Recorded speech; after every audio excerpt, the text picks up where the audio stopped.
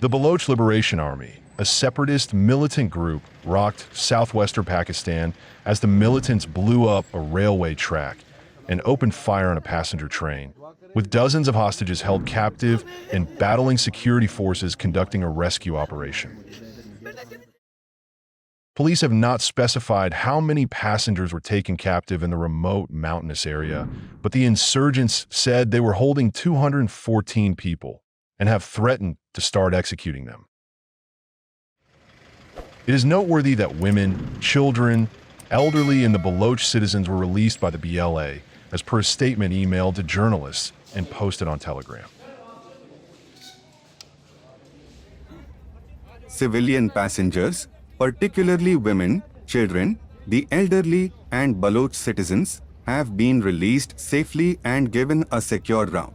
The BLA further warns that if military intervention continues, all hostages will be executed. The train was trapped in a tunnel, and the driver was killed after sustaining serious injuries, local authorities, police, and railway officials said. According to the Baloch Liberation Army, it blew up the tracks and swiftly took control of the train. The group said it would execute 10 people in response to the ongoing military operation. The BLA has demanded the release within 48 hours of Baloch political prisoners, activists, and missing persons it said had been abducted by the military.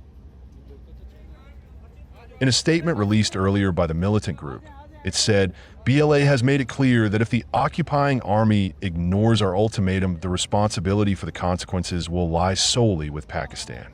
In response to today's cowardly and senseless bombing, 10 more hostages will be eliminated. BLA warns the enemy that if the Pakistani army commits any further aggression, even if a single bullet is fired, 10 more personnel will be eliminated.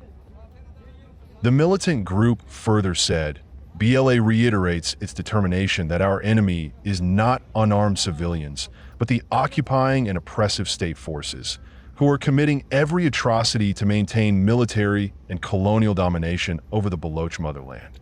We stand by our promise, and Pakistan has only 40 hours left before the ultimatum expires. If our demands are not met within this time, and the state's stubbornness continues, then 5 hostages will be eliminated for every passing hour after the ultimatum ends.